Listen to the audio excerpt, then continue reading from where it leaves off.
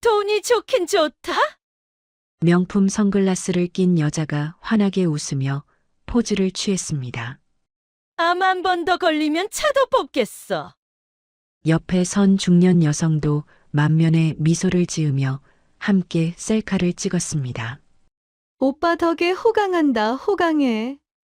근처에서는 한 남자가 리조트 직원과 이야기를 나누고 있었습니다. 여유로운 표정으로 고개를 끄덕이는 모습이 마치 이 모든 게 자신의 능력이냥 당당했죠. 이번 여행은 다들 제대로 즐기자고. 세 사람은 웃음을 터뜨리며 다시 사진을 찍었습니다. 행복해 보였죠. 아니, 적어도 그 순간만큼은 세상 부러울 게 없어 보이는 사람들이었습니다. 하지만 이들은 몰랐습니다. 이 화려한 여행이 곧 끝날 거라는 사실을요. 그리고 그 끝이 얼마나 참혹할지도요. 대체 이들에게 무슨 일이 벌어진 걸까요? 이 이야기는 한 여자에게서 시작됩니다. 지금 이 순간 그녀는 하와이가 아닌 다른 곳에 있었죠. 병원 침대 위에 누워서요. 이야기 시작 전에 잠시만 구독 버튼을 눌러주세요. 평범해 보이는 사람들의 놀라운 반전 이야기를 매일 전해드립니다. 댓글로 시청하고 계신 곳을 알려주세요. 감사한 마음으로 인사드리겠습니다. 그럼 이야기 바로 시작하겠습니다. 그날도 서은주는 약을 먹고 있었습니다. 간암 2기 판정을 받은 지 석 달째였죠. 항암 치료로 인해 몸은 날로 야위어갔고 머리카락도 많이 빠진 상태였습니다. 거울을 볼 때마다 낯선 자신의 모습에 놀라곤 했죠. 약을 삼키자마자 속에서 메스꺼움이 올라왔습니다. 하지만 참았어요. 이 약을 먹어야 살 수 있다는 걸 알았으니까요. 은주는 천천히 물을 마시며 구역질을 가라앉혔습니다. 그때였죠. 거실에서 TV를 보고 있던 남편 강태준이 얼굴을 찌푸리며 다가왔습니다. 여보, 이게 무슨 냄새야? 은주는 고개를 들었습니다. 남편의 표정이 심상치 않았어요. 무슨 냄새? 이거, 뭐랄까, 이상한 냄새가 나.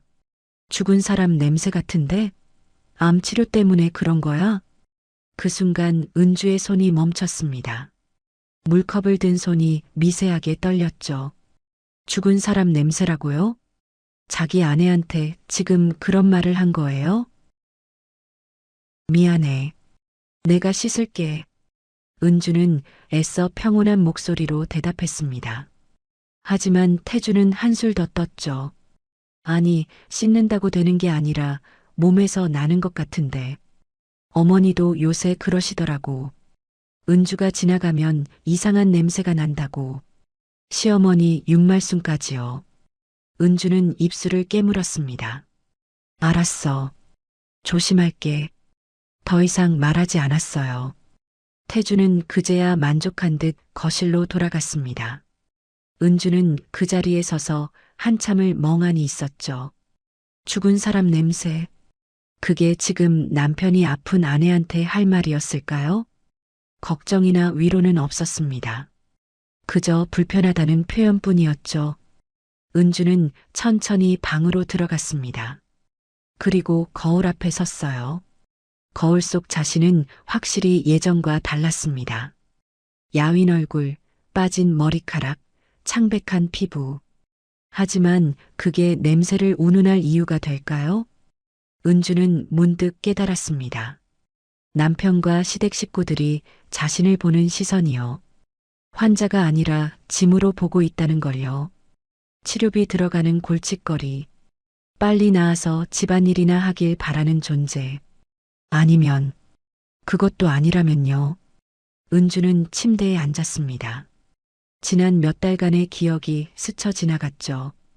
병원 진료에 남편은 한 번도 따라오지 않았습니다. 회사 일이 바빠서라는 말만 반복했죠. 시어머니는 문병도 오지 않았어요. 시누이 강미라는 전화 한 통 없었고요. 겉으로는 걱정하는 척했지만 실제로는 아무도 신경 쓰지 않았습니다. 내가 이렇게 당해야 하나? 은주는 조용히 중얼거렸습니다. 그리고 결심했죠. 이제부터는 모든 걸 숨기겠다고요. 사실 은주에게는 비밀이 있었습니다. 남편도 시댁 식구들도 모르는 비밀이요. 은주는 젊은 시절부터 미국 주식을 공부해 왔습니다. 아버지가 물려준 기업의 지분도 가지고 있었죠. 그 자산은 이미 상당한 규모로 불어나 있었어요. 하지만 결혼 후 한 번도 그 사실을 말하지 않았습니다. 왜냐하면 시댁의 성향을 알았으니까요. 만약 이 사실이 드러나면요, 틀림없이 더 큰 착취가 시작될 겁니다. 은주는 창밖을 바라보았습니다. 지금 이 순간부터 난 더욱 철저히 숨을 거야. 그녀의 눈빛이 차갑게 가라앉았습니다. 죽은 사람 냄새라고요? 좋아요. 그럼 정말 죽은 사람처럼 조용히 있어 주겠습니다. 하지만 그 끝이 어떨지는 당신들이 곧 알게 될 거예요. 다음 날 아침이었습니다. 은주는 평소보다 일찍 일어났어요. 남편과 시댁 식구들이 아직 자고 있는 시간이었죠. 그녀는 조용히 서재로 들어갔습니다. 이 집에서 유일하게 자신만의 공간이라고 할 수 있는 곳이었어요. 책장 뒤편에 숨겨둔 작은 금고가 있었습니다. 은주는 비밀번호를 누르고 금고를 열었죠. 안에는 서류 몇 장과 USB, 그리고 통장이 들어 있었습니다. 아버지. 은주는 조용히 중얼거렸어요. 돌아가신 아버지의 얼굴이 떠올랐죠. 아버지는 젊은 시절 작은 부품 공장을 운영하셨습니다. 처음에는 정말 작은 공장이었어요. 하지만 성실함과 기술력으로 조금씩 키워나가셨죠. 그러던 중 대기업과 납품 계약을 맺으면서 사업이 크게 성장했습니다. 아버지는 회사를 법인으로 전환하셨고 은주에게 지분 일부를 물려주셨어요. 은주야, 이건 내 몫이다. 아빠가 평생 모은 거니까 잘 지켜라. 그때는 어렸던 은주였지만 아버지의 말씀을 잊지 않았습니다. 결혼 후에도 그 지분은 은주 명의 그대로였죠. 하지만 남편에게는 한 번도 말하지 않았어요. 은주는 서류를 꺼내 펼쳐보았습니다. 주식 평가서였죠. 회사는 꾸준히 성장하고 있었고 지분 가치도 상당했습니다. 거기에 더해 은주는 미국 주식 투자도 해왔어요. 결혼 전부터 관심이 있어서 공부했던 분야였죠. 처음에는 작은 돈으로 시작했지만 시간이 지나면서 수익이 쌓였습니다. 테슬라, 애플, 마이크로소프트 같은 기업들이 성장하는 걸 일찍 알아봤거든요. 은주는 꾸준히 공부하며 투자했고 그 결과 자산은 눈덩이처럼 불어났습니다. 지금 은주가 가진 자산을 합치면요, 부동산을 제외하고도 수십억 원이 넘었어요. 하지만 이 사실을 아는 사람은 아무도 없었습니다. 통장은 은주만 아는 인터넷 은행 계좌였고 주식 계좌도 마찬가지였죠. 결혼 후 은주는 전업주부로 지냈습니다. 겉으로 보기엔 남편 벌이에 의지하는 평범한 아내였어요. 시댁 식구들도 그렇게 알고 있었죠. 은주는 친정도 별로고 돈도 없어. 우리 아들한테 얹혀 사는 거지 뭐. 시어머니가 하던 말이었습니다. 은주는 그 말을 들으면서도 가만히 있었어요. 굳이 바로잡을 필요를 느끼지 못했거든요. 하지만 지금은 달랐습니다. 어제 남편이 한 말이 계속 맴돌았어요. 죽은 사람 냄새, 그리고 시댁 식구들의 차가운 시선. 은주는 깨달았습니다. 만약 지금 자신의 재산이 드러나면 어떻게 될까요? 틀림없이 태중과 시댁은 그 돈을 노릴 겁니다. 당연히 가족 돈이지. 같이 써야지. 이런 식으로 말하면서 빼앗으려 들 거예요. 아니, 어쩌면 더 노골적일 수도 있었죠. 은주가 암으로 죽기를 기다리는 거예요. 그러면 재산이 자동으로 배우자인 태준에게 넘어갈 테니까요. 절대 안 돼. 은주는 서류를 다시 금고에 넣었습니다. 그리고 잠금 장치를 확실히 채웠죠. 이제부터 더욱 조심해야 했어요. 병원 치료도 건강보험 범위 내에서만 받는 척 해야 했습니다. 돈이 없어 보여야 했거든요. 실제로는 최고급 치료를 받을 수 있었지만 그럴 수 없었죠. 은주는 창밖을 바라보았습니다. 아침 햇살이 들어오고 있었어요. 조금만 더 참자. 조금만 더. 지금은 약한 모습으로 있어야 했습니다. 그래야 상대방이 방심하니까요. 은주는 서재를 나와 다시 방으로 돌아갔습니다. 거울 앞에 섰을 때 그녀의 눈빛은 어제와 달랐어요. 더 이상 상처받은 아내가 아니었습니다. 계획을 세운 사람의 눈빛이었죠. 기다려. 곧 알게 될 거야. 은주는 조용히 미소 지었습니다. 그 미소는 차가웠지만 동시에 단단했어요. 이제 시작이었으니까요. 드디어 수술 날이 다가왔습니다. 간암 2기 수술이 필요한 상태였어요. 의사는 말했죠. 수술은 성공률이 높습니다. 하지만 쉬운 수술은 아니에요. 가족분들과 잘 상의하세요. 은주는 고개를 끄덕였습니다. 하지만 가족들의 반응은 예상과 달랐어요. 그래, 수술 잘 받아. 난 회사 일이 있어서 못 가겠어. 남편 태준의 대답이었습니다. 시어머니 윤말순도 마찬가지였죠. 내가 나이도 있고 병원 분위기 싫어하잖아. 은주 혼자 잘할 수 있을 거야. 신우이 강미라는 아예 연락도 없었습니다. 결국 은주는 혼자 수술실에 들어가게 됐어요. 수술 당일 아침이었습니다. 은주는 병원 침대에 누워 천장을 바라보고 있었죠. 마취가 시작되기 전이었어요. 간호사가 다가와 물었습니다. 보호자분은 안 계세요? 네, 사정이 있어서요. 은주는 담담하게 대답했습니다. 이미 예상했던 일이었거든요. 하지만 마음 한구석은 여전히 아팠어요. 그래도 수술인데 한 명쯤은 와주지 않을까? 그런 기대가 있었던 건 사실이었죠. 간호사는 안타까운 표정을 지었지만 더 이상 묻지 않았습니다. 곧 마취가 시작됐어요. 은주의 의식이 천천히 흐려졌습니다. 수술은 4시간 정도 걸렸어요.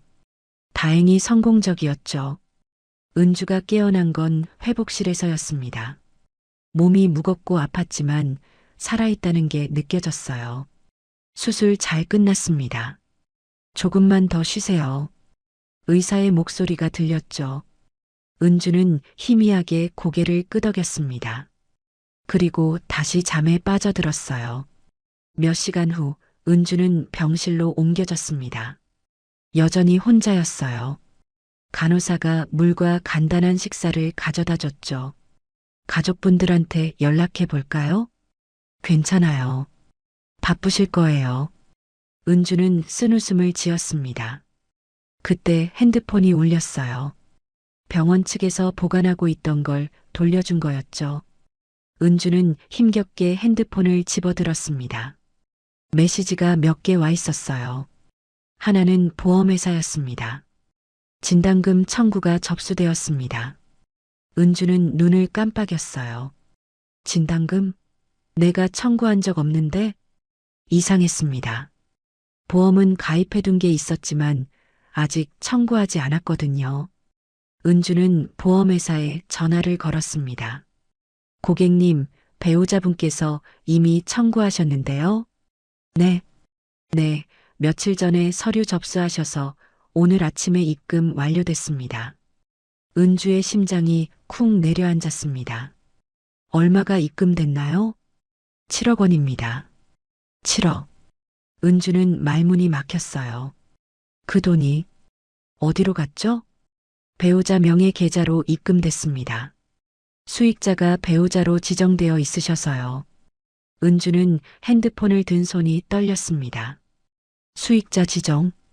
그건 결혼 초기에 남편이 부탁했던 거였어요. 만약을 위해서 서로 수익자로 해두자. 그때는 아무 생각 없이 동의했었죠. 하지만 지금 그게 이렇게 돌아올 줄은요. 은주는 전화를 끊었습니다. 그리고 남편 태준에게 전화를 걸었어요. 여보, 나 수술 끝났어. 그래. 잘 됐네. 태준의 목소리는 평소와 다름없었습니다. 그런데 보험금 말인데. 그거 내가 처리했어. 병원비도 나가고 할 게 많잖아. 7억이나 되는데 그걸 혼자 처리했어? 왜 문제라도 있어? 우리 부부잖아. 당연한 거 아냐? 태준의 말투는 태연했습니다. 오히려 은주가 이상하게 구는 것처럼 말했죠. 지금 어디야? 회사. 그런데 뒤에서 이상한 소리가 들렸어요. 파도 소리 같은 거였죠. 은주는 귀를 기울였습니다. 거기 무슨 소리 안 나? 아니, 아무 소리 안 나는데? 은주야, 나 회의 들어가야 돼. 나중에 병문안 갈게. 뚝. 전화가 끊어졌습니다. 은주는 핸드폰을 내려놓았어요. 뭔가 이상했습니다. 회사라면서 파도 소리가 들렸다고요? 은주는 SNS를 열어봤습니다. 신우이 강미라의 계정이었죠. 그리고 거기서 은주는 모든 걸 알게 됐습니다. 하와이 해변 사진, 시어머니, 신우이, 그리고 남편이 함께 찍은 사진이었어요. 업로드 시간은 오늘 오후. 은주가 수술을 받고 있던 바로 그 시간이었습니다. 가족여행, 하와이, 힐링, 행복. 은주는 핸드폰을 꽉 쥐었습니다. 아팠어요. 몸이 아닌 마음이 말이죠. 남편은 아내가 수술받는 날 7억을 빼돌렸습니다. 그리고 그 돈으로 가족들과 하와이로 떠났어요. 아내는 홀로 병원 침대에 누워 있는데 말이죠. 은주는 천천히 눈을 감았습니다. 눈물이 나올 것 같았지만 참았어요. 대신 다른 감정이 차올랐습니다. 분노가 아니었어요. 차가운 결심이었죠. 좋아. 이제 끝까지 가보자. 은주는 눈을 떴습니다. 그 눈빛은 더 이상 흔들리지 않았어요. 은주는 병실 침대에 누운 채 핸드폰을 응시했습니다. SNS 속 하와이 사진들이 계속 눈에 들어왔어요. 웃고 있는 남편과 시댁 식구들. 그들은 지금 이 순간에도 즐기고 있겠죠. 은주는 천천히 숨을 내쉬었습니다. 이제 시작이야. 그녀는 전화번호부를 열었어요. 그리고 한 사람에게 전화를 걸었죠. 정현우. 은주의 대학 동창이자 변호사였습니다. 은주야? 무슨 일이야? 현우의 목소리는 반가웠어요. 현우야, 지금 시간 괜찮아? 응, 말해봐. 목소리가 안 좋은데? 은주는 간단하게 상황을 설명했습니다. 수술받은 것, 보험금이 빠져나간 것, 그리고 남편이 지금 하와이에 있다는 것까지요. 현우는 한동안 말이 없었어요. 미쳤네. 진짜 미친 거 아니야? 나도 그렇게 생각해. 은주야, 지금 바로 조치 취해야 해. 그 돈 추적해서 환수할 수 있어. 아니. 은주의 목소리는 차분했습니다. 돈은 나중 문제야. 지금은 다른 게 먼저야. 뭔데? 카드 정지시켜줘. 태준이 쓰는 카드 전부. 현우는 잠시 침묵했어요. 그리고 물었죠. 법인카드? 응. 그리고 가족카드도. 사실 은주에게는 또 다른 비밀이 있었습니다. 결혼 전부터 알고 지내던 지인이 운영하는 회사가 있었어요. 그 회사의 자문 역할을 명목상 맡고 있었죠. 실제로는 투자자 겸 지분 보유자였지만요. 태준이 사용하는 법인카드가 바로 그 회사 명이었습니다. 은주가 만들어준 거였어요. 회사 일도 하는데 카드 있으면 편하잖아. 그렇게 말하며 태준에게 카드를 쥐어줬었죠. 태준은 좋아했습니다. 법인카드라는 게 한도도 높고 편했으니까요. 시댁 식구들한테도 가족카드를 만들어줬어요. 물론 모두 은주 명의의 계좌에 연결된 것들이었죠. 하지만 태준과 시댁은 그걸 몰랐습니다. 그저 태준이 능력이 있어서 회사 카드를 쓴다고만 생각했어요. 정지 요청서 내면 돼? 응. 내일 아침에 처리해줘. 그리고 연결된 계좌도 전부 동결. 알았어. 근데 은주야, 너 괜찮아? 현우의 목소리에 걱정이 묻어났어요. 응, 괜찮아. 고마워, 현우야. 전화를 끊고 은주는 다시 누웠습니다. 몸은 여전히 아팠지만 마음은 이상하게 편했어요. 다음 날 아침이었습니다. 현우는 약속대로 모든 조치를 취했죠. 태준 명의로 된 법인카드, 시어머니와 시누이가 쓰던 가족카드, 모두 정지됐습니다. 연결된 계좌도 동결됐어요. 그리고 그 시각 하와이에서는요. 태준 일행이 고급 레스토랑에 앉아 있었습니다. 여기 진짜 유명한 데래. 스테이크가 정말 맛있다던데. 시어머니 윤말순이 메뉴판을 들여다보며 말했어요. 어머니, 마음껏 주문하세요. 오늘은 제가 쏘는 거예요. 태주는 여유롭게 웃었습니다. 7억이라는 돈이 통장에 들어와 있었으니까요. 오빠 최고. 나도 랍스터 먹을래. 시누이 강미라도 신이 났죠. 음식이 나오고 세 사람은 맛있게 먹기 시작했습니다. 분위기는 화기애애했어요. 식사가 끝나고 계산할 시간이 됐죠. 태주는 자신 있게 카드를 꺼냈습니다. 카드로 할게요. 직원이 카드를 받아들고 갔어요. 잠시 후 다시 돌아왔죠. 죄송합니다만 카드가 승인이 안 되네요. 네, 그럴 리가요. 다시 해보세요. 태주는 당황했지만 태연한 척했습니다. 직원이 다시 시도했어요. 하지만 결과는 같았죠. 역시 안 됩니다. 다른 카드 있으신가요? 태주는 지갑을 뒤적였습니다. 그리고 다른 카드를 꺼냈어요. 이걸로 해보세요. 하지만 그 카드도 거절당했습니다. 태준의 얼굴이 굳어졌어요. 이상하네. 한두 문제는 아닐 텐데. 시어머니가 불안한 표정으로 물었습니다. 태준아, 뭐가 문제야? 잠깐만요, 어머니.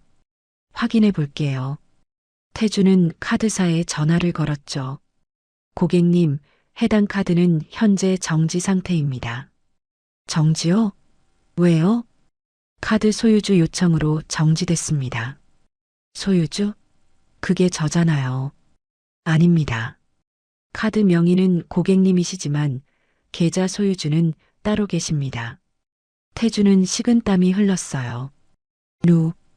누구요? 서은주 씨입니다. 그 순간 태준의 머릿속이 하얘졌습니다. 은주라고요? 태준아, 왜 그래?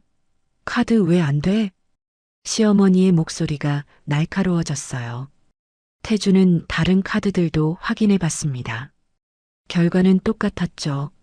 전부 정지 상태였어요. 이게 무슨 일이야? 태준은 중얼거렸습니다. 레스토랑 분위기가 싸늘해졌어요. 직원들의 시선이 따가웠죠.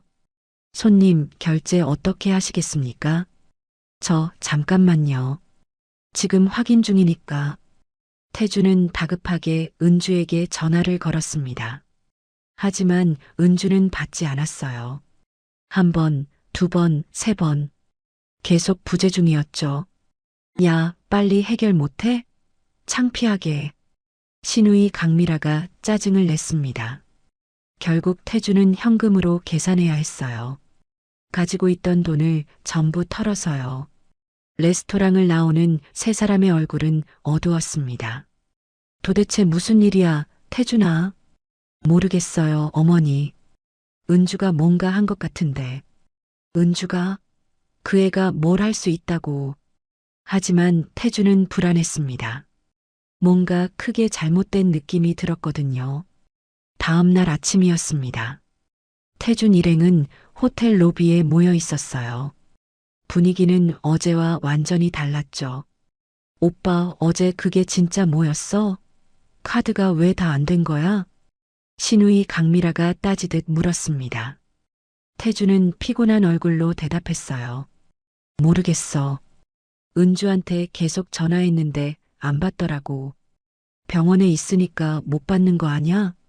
시어머니 윤말순이 거들었죠. 그래도 이상해요. 카드가 전부 정지될 이유가 없는데. 태주는 불안했습니다. 어젯밤 내내 은주에게 전화를 걸었지만 연결되지 않았거든요. 일단 오늘 일정이나 소화하자.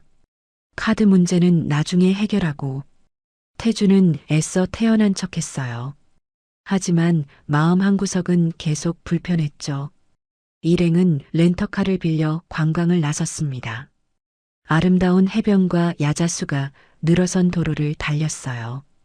겉으로는 여행을 즐기는 것처럼 보였지만 분위기는 어색했죠. 점심시간이 됐습니다. 한 카페에 들어갔어요. 커피 3잔이랑 샌드위치 주세요. 태준이 주문했습니다. 계산대에서 카드를 내밀었죠. 하지만 역시나였어요. 죄송합니다. 카드가 승인이 안 됩니다. 다른 걸로 해볼게요. 태주는 다른 카드를 꺼냈습니다. 그것도 거절당했죠. 결국 현금으로 계산했어요. 지갑 속 현금이 점점 줄어들고 있었습니다. 태준아, 현금 얼마나 가져왔어? 시어머니가 불안한 표정으로 물었어요. 조금 있어요. 걱정 마세요. 하지만 태준도 걱정이었습니다. 가져온 현금은 많지 않았거든요. 카드를 쓸 생각이었으니까요. 저녁이 됐습니다. 호텔로 돌아온 일행은 체크아웃 날짜를 확인했어요. 내일이었죠. 내일 체크아웃하고 다른 호텔로 옮기는 거지? 신우이가 물었습니다. 응, 그런데. 태주는 예약 확인 메일을 열어봤어요. 그리고 얼굴이 창백해졌죠. 예약이 취소됐어. 뭐? 다음 호텔 예약이 취소됐다고. 카드 결제가 안 돼서래. 시어머니가 벌떡 일어났습니다. 그럼 우리 내일 어디서 자는데? 지금 다시 예약해 볼게요. 태주는 서둘러 다른 호텔을 검색했어요. 하지만 문제가 있었죠. 예약하려면 카드 결제가 필요했습니다. 그런데 모든 카드가 막혀 있었어요. 현금으로는 안 되나? 여기는 카드 결제만 받는데요. 태주는 식은땀을 흘렸습니다. 이건 생각보다 심각한 상황이었어요. 다음 날 아침이었습니다. 체크아웃 시간이 됐죠. 일행은 짐을 들고 로비로 내려왔어요. 다른 호텔 예약했어? 아직 못했어요. 뭐? 그럼 우리 어디가? 신우이의 목소리가 높아졌습니다. 결국 세 사람은 짐을 끌고 거리로 나왔어요. 하와이의 햇살은 여전히 밝았지만 그들의 표정은 어두웠죠. 일단 카페에서 앉아서 생각하자. 태준이 말했습니다. 하지만 카페에 오래 앉아 있을 수도 없었어요. 주문도 해야 하고 돈은 계속 나가니까요. 저녁이 됐습니다. 일행은 여전히 갈 곳이 없었어요. 해변 벤치에 앉아 있었죠. 태준아, 이거 대체 뭐야? 우리 노숙자 되는 거야? 시어머니가 소리쳤습니다. 어머니, 조금만 기다려 보세요. 은주한테 연락이 될 거예요. 하지만 은주는 여전히 전화를 받지 않았습니다.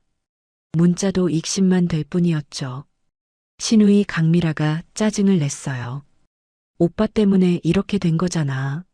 카드 관리도 제대로 못하고. 내가 뭘 어떻게 해. 카드가 갑자기 막힌 건데. 그러니까 은주한테 잘하지 그랬어. 세 사람은 서로를 비난하기 시작했습니다. 여행 초반의 화기애애한 분위기는 온데간데 없었죠. 밤이 깊어졌습니다. 일행은 결국 해변 공원 벤치에서 밤을 보내야 했어요. 지나가는 사람들이 힐끔힐끔 쳐다봤죠. 명품 가방을 든 채 벤치에서 자는 모습이 우스웠을 겁니다. 시어머니는 중얼거렸어요. 우리가 왜 이러고 있는 거야? 아무도 대답하지 않았습니다.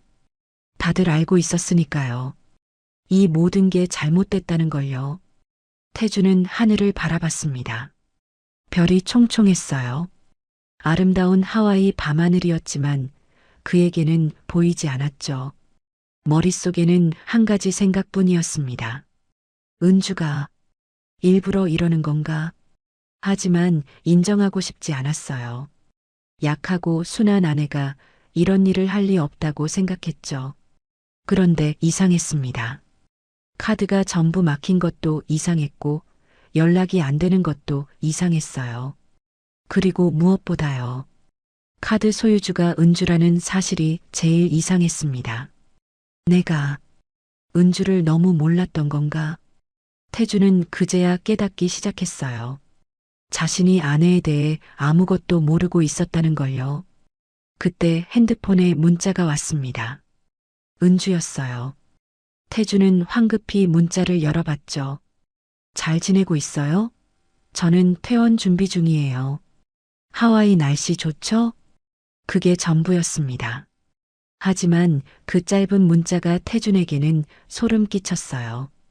은주가 모든 걸 알고 있다는 뜻이었으니까요. 그리고 일부러 이러고 있다는 거였죠. 태준은 떨리는 손으로 답장을 쳤습니다. 은주야, 장난 그만해. 카드 좀 풀어줘. 하지만 답장은 오지 않았습니다. 읽은 표시만 떴을 뿐이었죠. 태주는 핸드폰을 꽉 쥐었어요. 이제야 알았습니다. 자신들이 완전히 당했다는 걸요. 사흘째 아침이었습니다. 태준 일행은 여전히 해변 공원에 있었어요. 벤치에서 잠을 청했지만 제대로 잘 수 없었죠. 몸도 마음도 지쳐 있었습니다. 이제 그만 한국 돌아가자.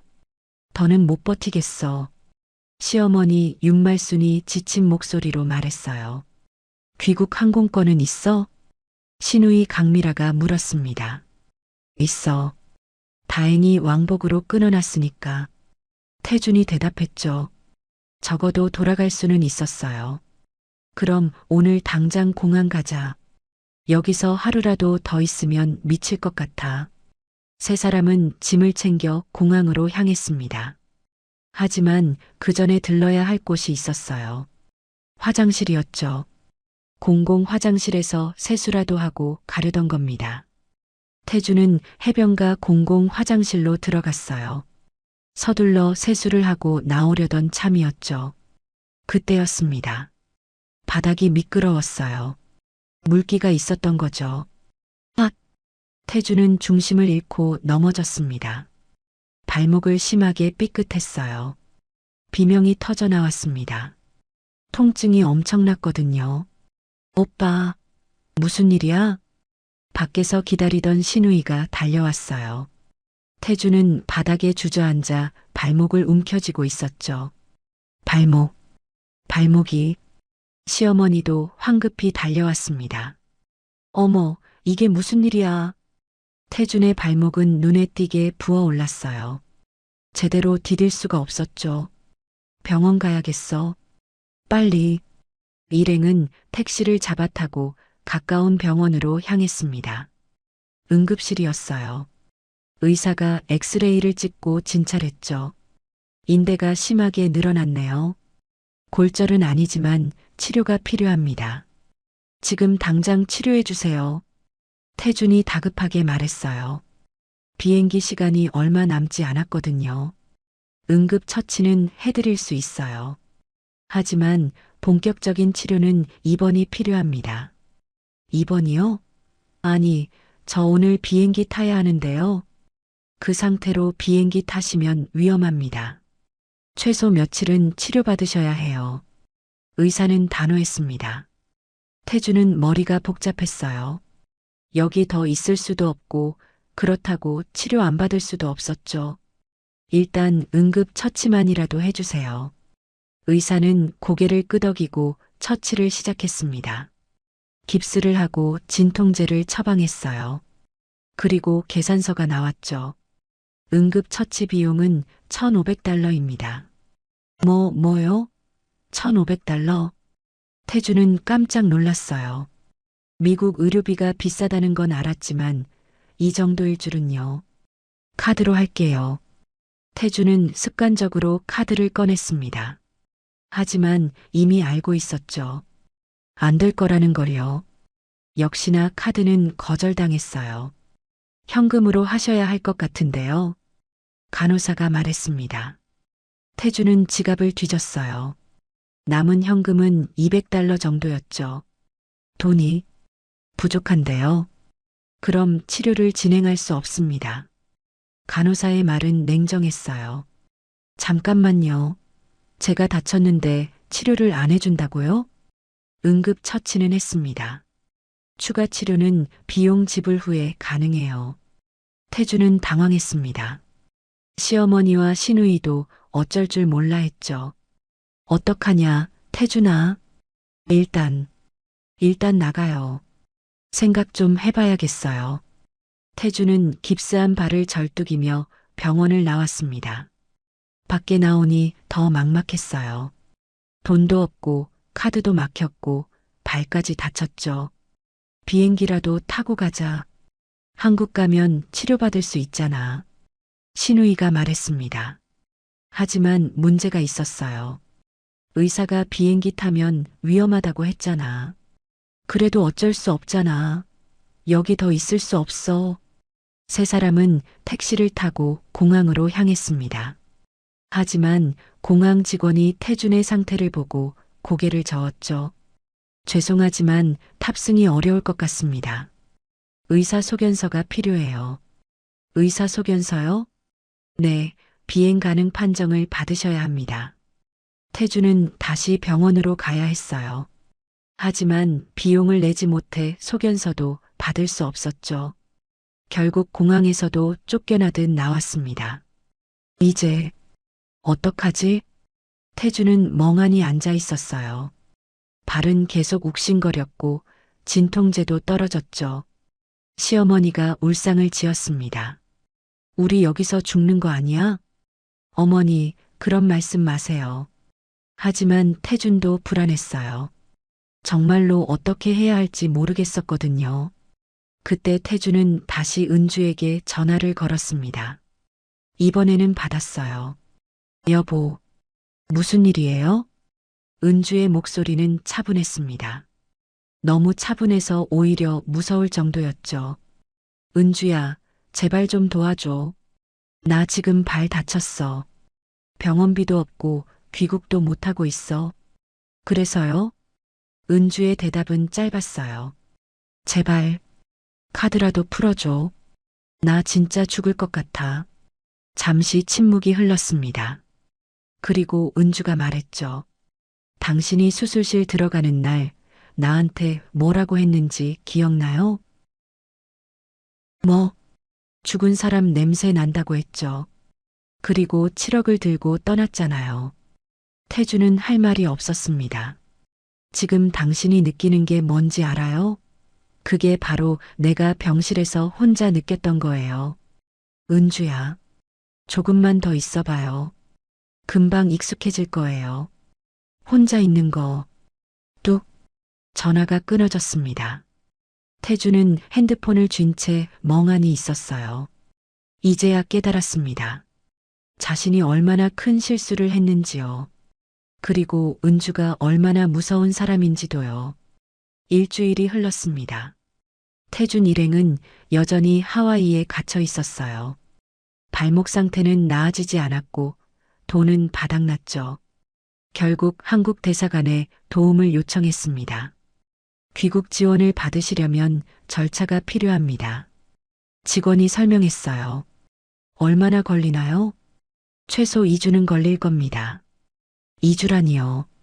태주는 고개를 떨구었습니다. 그 시간을 어떻게 버티란 말인가요? 세 사람은 저렴한 게스트하우스를 찾았어요. 그나마 현금으로 결제 가능한 곳이었죠. 하룻밤에 30달러. 한국 돈으로 4만 원 정도였습니다. 방은 좁고 지저분했어요. 침대 하나에 세 사람이 자야 했죠. 이게 뭐야? 우리가 왜 이러고 있어야 해? 시누이 강미라가 울먹였습니다. 닥쳐. 내가 쓸데없이 쇼핑하자고 해서 이렇게 된 거잖아. 시어머니 윤말순이 소리를 질렀어요. 제가요? 어머니도 얼마나 펑펑 쓰셨는데요. 뭐, 이것이 어른한테 하는 말투야? 두 사람은 서로 싸우기 시작했습니다. 태주는 귀를 막고 싶었어요. 하지만 자신도 마찬가지였죠. 오빠가 카드 관리를 제대로 했어야지. 나보고 어쩌라고. 은주가 막은 건데. 그러니까 평소에 잘하지 그랬어요.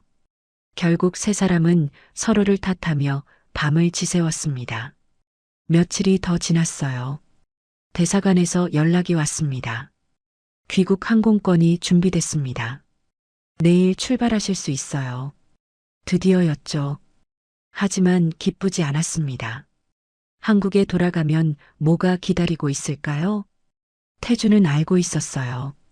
은주가 가만히 있지 않을 거라는 걸요. 다음 날이었습니다.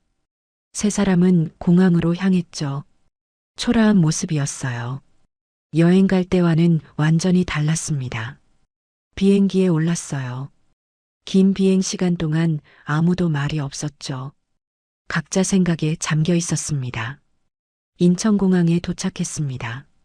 입국장을 나서는데 낯익은 사람이 서 있었어요. 정현우였습니다. 은주의 변호사 친구였죠. 강태준 씨? 누구세요?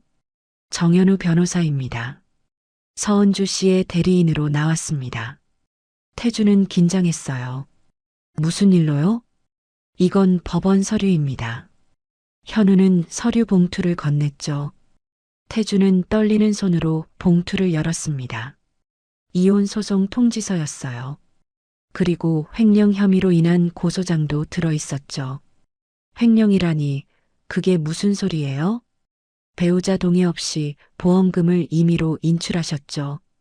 이건 명백한 횡령입니다. 그건 부부 사이잖아요. 법적으로는 별개입니다. 특히 수익자 변경 없이 임의로 인출한 건 문제가 됩니다. 태주는 말문이 막혔어요. 시어머니가 끼어들었습니다. 우리 아들이 무슨 잘못을 했다고 이래요. 어머님, 감정적으로 대응하시면 더 불리해집니다. 현우는 차갑게 말했죠. 그리고 이것도 전해드립니다. 현우는 또 다른 서류를 꺼냈어요. 집 명의도 서은주 씨였습니다. 지금 당장은 아니지만 조만간 퇴거 요청이 들어갈 겁니다. 뭐? 태주는 충격을 받았습니다. 집까지요? 그럼 우리 갈 데가 없잖아요. 그건 제 소관이 아닙니다. 변호사 선임하시고 연락 주세요. 현우는 명함을 건네고 돌아섰어요. 세 사람은 그 자리에 멍하니 서 있었죠. 공항을 나와 택시를 탔습니다. 집으로 가는 길이었어요. 차 안은 무거운 침묵뿐이었죠. 집에 도착했습니다. 문을 열고 들어가는데 이상했어요. 집이 너무 조용했거든요. 은주야? 태준이 불렀지만 대답이 없었습니다. 방으로 들어가 봤어요. 은주의 짐이 모두 사라져 있었죠. 옷장도 텅 비어 있었습니다. 이사 간 거야? 태주는 믿기지 않았어요. 거실 테이블 위에 편지 한 장이 놓여 있었습니다. 태주는 편지를 집어들었죠. 당신들이 하와이 갈 때 난 혼자 수술실에 있었어요. 무섭고 외로웠죠. 하지만 살아남았어요. 이제 내 인생을 살 거예요. 연락하지 마세요. 그게 전부였습니다. 태주는 편지를 떨어뜨렸어요. 무릎이 꺾였죠. 시어머니가 소리쳤습니다. 이게 다 내 잘못이야. 내가 은주한테 잘했어야지. 저도 오빠 편만 들지 말고 은주한테 잘할걸. 신우이도 거들었죠. 그럼 당신들은 잘했어요? 죽은 사람 냄새 난다고 한 거 누구예요? 태준도 소리를 질렀습니다. 세 사람은 또다시 싸웠어요. 하지만 이번엔 달랐죠. 돌이킬 수 없다는 걸 알았으니까요. 며칠 후였습니다. 태주는 변호사를 만났어요. 승산이 있나요? 솔직히 말씀드리면 어렵습니다. 증거가 너무 명확해요. 그럼 어떻게 되는 건데요? 이혼은 확정될 겁니다. 횡령건은 합의를 보는 게 나을 것 같고요. 합의라니 돈이 어디 있어요? 태주는 절규했습니다. 하와이에서 쓴 돈도 갚아야 하고 변호사 비용도 있었죠. 그리고 무엇보다요. 집에서 쫓겨나면 살 곳도 없었습니다. 태주는 완전히 무너졌어요. 모든 게 자신의 잘못이라는 걸 알았지만 이미 늦었죠. 은주는 돌아오지 않았고 태주는 모든 걸 잃었습니다. 가족도, 돈도, 집도, 그리고 미래도요. 하와이에서의 화려했던 시간이 떠올랐습니다. 그게 불과 한 달 전 일이었어요. 하지만 지금은요. 그 모든 게 악몽처럼 느껴졌죠. 태주는 창밖을 바라보았습니다. 내가 정말 바보였구나. 후회했지만 소용없었어요. 이미 모든 게 끝나버렸으니까요. 그로부터 6개월이 흘렀습니다. 서은주는 고층 빌딩 회의실에 앉아 있었어요. 창밖으로 서울 시내가 한눈에 내려다 보였죠. 회의 테이블 주위로 임원들이 모여 있었습니다. 이번 분기 실적이 목표치를 초과 달성했습니다. 실무진이 보고했어요. 은주는 자료를 꼼꼼히 살펴보았습니다. 해외 시장 진출은 어떻게 되고 있나요? 순조롭게 진행 중입니다. 은주 이사님께서 제안하신 전략이 효과를 보고 있습니다. 은주 이사, 그게 지금 은주의 직함이었어요. 아버지가 물려준 기업의 지분을 바탕으로 경영에 참여하게 된 거였죠. 처음엔 자문 역할이었습니다. 하지만 은주는 성실히 공부했어요. 밤낮으로 경영학 서적을 읽고 선배 임원들에게 배웠죠. 그리고 자신만의 통찰력을 더했습니다. 미국 주식 투자로 쌓은 시장 분석 능력이 큰 도움이 됐어요. 회의가 끝났습니다. 은주는 자리에서 일어나 창가로 걸어갔죠. 햇살이 따스하게 들어왔어요. 이사님, 점심 어떻게 하실까요? 비서가 물었습니다. 오늘은 혼자 먹을게요. 생각할 게 좀 있어서요. 은주는 미소 지었어요. 비서가 나가고 은주는 혼자 남았습니다. 핸드폰을 꺼내 사진첩을 열었죠. 수술 후 찍은 사진이 있었어요. 창백하고 야윈 얼굴이었지만 살아있었습니다. 그때 참 힘들었지. 은주는 조용히 중얼거렸어요. 죽을 것 같았던 순간들이 떠올랐죠. 남편의 모욕, 혼자 받은 수술, 보험금 횡령. 하지만 그 모든 게 은주를 더 강하게 만들었습니다. 더 이상 누구에게도 의지하지 않게 됐어요. 스스로 서는 법을 배웠죠. 오후가 됐습니다. 은주는 병원에 들렀어요. 정기 검진 날이었거든요. 상태가 아주 좋네요. 완치 판정 드려도 될 것 같습니다. 의사가 웃으며 말했죠. 감사합니다, 선생님. 은주는 진심으로 기뻤어요. 암을 이겨냈다는 게 믿기지 않았거든요. 병원을 나서는데 누군가 은주를 불렀습니다. 은주야. 돌아보니 정현우였어요. 현우야, 어떻게 여기서? 나도 건강검진 받으러 왔어. 우연이네. 두 사람은 근처 카페로 갔습니다. 커피를 마시며 이런저런 이야기를 나눴죠. 요즘 회사 일은 어때? 재밌어. 처음엔 걱정했는데 생각보다 잘 맞더라고. 너 진짜 대단해. 그 상황에서 이렇게까지 올라오다니. 현우는 감탄했습니다. 현우야, 그때 정말 고마웠어. 내가 없었으면 못했을 거야. 뭘 친구 사이에. 그나저나 태준 그 사람은 어떻게 됐어? 은주는 잠시 생각했어요. 잘 모르겠어. 이혼은 성립됐고 합의금 받았어. 그 후로는 연락 없어. 집은 내가 산 거였으니까 팔았어. 그 돈으로 지금 사는 아파트 샀고. 은주는 담담하게 말했습니다. 더 이상 태준에 대한 감정은 없었어요. 분노도 미움도 심지어 연민도 없었죠. 그저 지나간 일일 뿐이었습니다. 근데 은주야, 너 복수하면서 후회 안 했어? 현우가 조심스럽게 물었어요. 은주는 고개를 저었습니다. 아니, 한 번도. 오히려 그때 결단을 내리길 잘했다고 생각해. 왜? 만약 그냥 참고 살았으면 어땠을까? 계속 무시당하고 짐 취급받으면서 살았겠지. 그게 더 비참한 인생 아니었을까? 은주의 목소리는 단단했어요. 지금은 내가 원하는 걸 하고 있어. 내 능력으로 돈을 벌고 사람들한테 인정받고 이게 진짜 내 인생이야. 현우는 고개를 끄덕였습니다. 맞아. 넌 잘한 거야. 해가 저물어 갔어요. 은주는 자신의 새 아파트로 돌아갔습니다. 넓고 깨끗한 공간이었죠. 혼자 살기엔 조금 큰 평수였지만 은주는 좋았어요. 이 모든 게 자신의 것이었으니까요. 발코니에 서서 야경을 바라봤습니다. 도시의 불빛이 반짝였어요. 은주는 문득 과거를 떠올렸습니다. 시댁에서 무시당하던 자신, 죽은 사람 냄새 난다는 말을 들었던 자신. 그때는 정말 작고 약한 존재였죠. 하지만 지금은 달랐습니다. 더 이상 누군가의 그늘에 숨지 않았어요. 당당히 햇빛 아래 서 있었죠.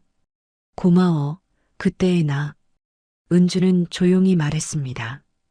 그때 포기하지 않았기에 지금이 있는 거였으니까요. 핸드폰이 울렸어요. 회사 후배였습니다. 이사님, 내일 회의 자료 확인 부탁드려요. 알았어요. 지금 볼게요. 은주는 노트북을 열었습니다. 일하는 게 즐거웠어요.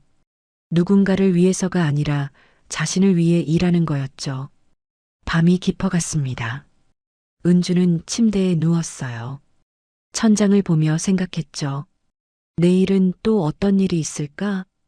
기대됐습니다. 두렵지 않았어요. 혼자서도 충분히 잘할 수 있다는 걸 알았으니까요.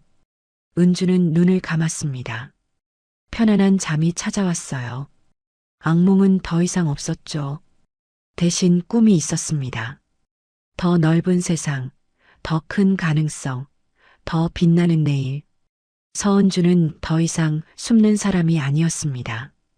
자기 힘으로 판을 바꾼 사람이었죠. 그리고 이제 그녀는 자신의 이야기를 직접 써내려가고 있었습니다. 아무도 대신 써줄 수 없는 오직 자신만의 이야기를요. 새벽이 밝아왔습니다. 은주는 다시 일어나 회사로 향했어요. 오늘도 새로운 하루였죠. 그리고 은주에게는요. 매일이 새로운 시작이었습니다. 1년이 더 흘렀습니다. 서은주는 이제 회사의 핵심 인물이 됐어요. 이사에서 전무로 승진했죠. 해외 지사 설립 프로젝트를 성공적으로 이끈 덕분이었습니다. 그날도 은주는 바쁜 하루를 보내고 있었어요. 회의를 마치고 사무실로 돌아왔죠. 전무님, 손님이 찾아오셨는데요. 비서가 조심스럽게 말했습니다. 예약 없으신 분인데 꼭 뵙고 싶다고 하셔서요. 누군데요? 강태준이라고 하시던데요. 은주의 손이 잠시 멈췄습니다. 강태준. 1년 반 만에 듣는 이름이었어요.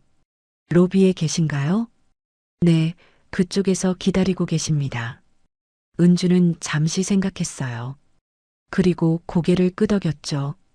알았어요. 1층 카페로 오시라고 전해주세요. 네, 전무님. 은주는 자리에서 일어났습니다. 거울을 보며 옷매를 가다듬었어요. 단정한 정장, 자신 있는 표정. 과거의 은주와는 완전히 다른 모습이었죠. 1층 카페에 내려갔습니다. 구석자리에 태준이 앉아 있었어요. 은주는 천천히 다가갔죠. 태준은 은주를 보고 놀란 표정을 지었습니다. 은주야, 오래간만이네요. 은주는 차분하게 말했어요. 태준은 말문이 막혔습니다. 눈앞의 은주는 기억 속 모습과 너무 달랐거든요. 세련된 옷차림, 당당한 자세, 빛나는 눈빛. 앉으세요. 무슨 일로 오셨어요? 은주가 먼저 앉았습니다. 태준도 어색하게 자리에 앉았죠. 한동안 침묵이 흘렀어요. 태준이 입을 열었습니다. 미안해. 짧은 한마디였어요. 뭐가요? 다. 태준은 고개를 숙였습니다. 그때 내가 정말 잘못했어.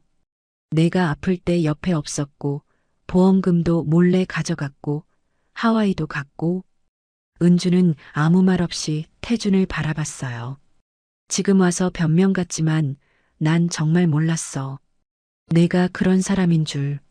아니, 내가 너한테 얼마나 나쁜 짓을 했는지도 몰랐어. 태준의 목소리가 떨렸습니다. 하와이에서 그 지옥 같은 시간을 겪고 나서야 깨달았어. 내가 얼마나 오만했는지, 얼마나 이기적이었는지. 은주는 여전히 조용했어요. 지금은 어떻게 지내세요? 은주가 물었습니다. 태준은 쓴웃음을 지었죠. 보다시피야. 작은 회사 다니고 있어. 월급도 많지 않고. 어머님과 미라 씨는요? 연락 안 해. 다들 나 탓만 하니까. 차라리 안 보는 게 나아. 태준은 초라했습니다. 과거의 허세는 온데간데 없었죠. 그래서 오늘 왜 오신 거예요? 용서를 바라는 건 아니야. 그럴 자격도 없는 거 알아. 태준은 은주를 똑바로 바라봤어요. 그냥 미안하다는 말을 하고 싶었어. 그리고 너한테 고맙다는 말도. 고맙다고요? 응. 내가 그때 날 버린 덕분에 난 정신 차렸거든. 만약 내가 그냥 참고 살았으면 난 평생 그렇게 살았을 거야. 내가 얼마나 소중한 사람인지도 모르고. 은주는 아무 표정도 짓지 않았어요. 지금 와서 깨달아봤자 소용없잖아요. 알아. 그래도 말하고 싶었어. 태준은 일어섰습니다. 더 이상 방해 안 할게. 잘 지내, 은주야. 아니, 전무님. 태준은 돌아서려다 멈췄어요. 그리고 마지막으로 말했죠. 너 정말 멋있더라. 은주는 대답하지 않았습니다. 태준이 카페를 나갔어요. 은주는 그 뒷모습을 조용히 바라봤죠. 아무 감정도 잃지 않았습니다. 동정도 분노도 미련도 없었어요. 그저 지나간 사람일 뿐이었죠. 은주는 커피를 한 모금 마셨습니다. 창밖으로 태준이 걸어가는 모습이 보였어요. 구부정한 어깨, 느린 걸음. 저 사람도 자기 인생을 살겠지. 은주는 생각했습니다. 그게 태준의 몫이었어요. 은주가 해줄 수 있는 건 아무것도 없었죠. 사무실로 돌아왔습니다. 비서가 물었어요. 괜찮으세요? 응, 괜찮아. 은주는 미소 지었습니다. 다음 일정 뭐지? 오후 3시에 투자자 미팅 있으세요.